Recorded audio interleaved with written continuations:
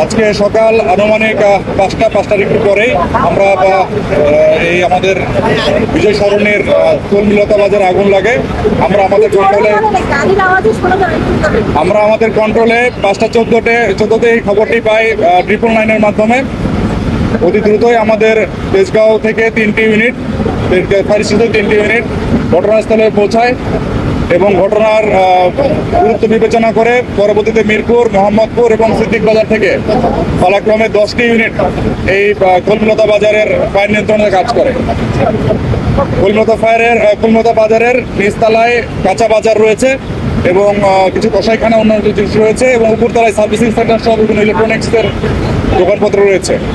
Fire fighter এবং স্থানীয় জনতার সহায়তায় আমরা 7টার সময় ফায়ার নিয়ন্ত্রণে সক্ষম হই এবং সবচেয়ে গুরুত্বপূর্ণ বিষয় যেটি, এই কলমিলতা বাজারের পাশেই কিওর স্পেশালাইজড হসপিটাল ছিল, সেখানেও ফায়ার ফাইটার এবং স্থানীয় জনতার সহায়তায় আমরা ফায়ারটা যাতে ওই এলাকায় না যায় এবং আমরা নিয়ন্ত্রণে রাখতে সক্ষম হই।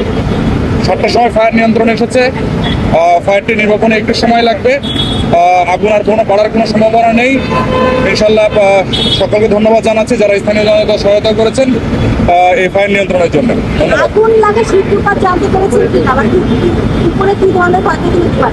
ক্ষয়ক্ষতির পরিমাণ এখন অ্যাসেস করা সম্ভব হয় নাই। আমরা এখনো ফায়ার ফাইটিং নিয়ে কাজ করছি।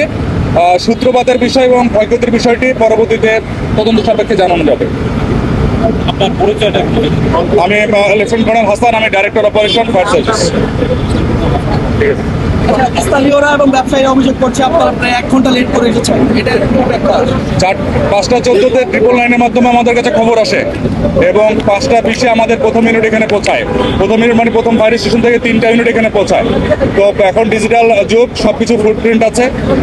যদি কারো কোনো সন্দেহ থাকে এ বিষয়ে পরিপূর্ণ তথ্য সবকিছু সংগ্রহ করা যাবে।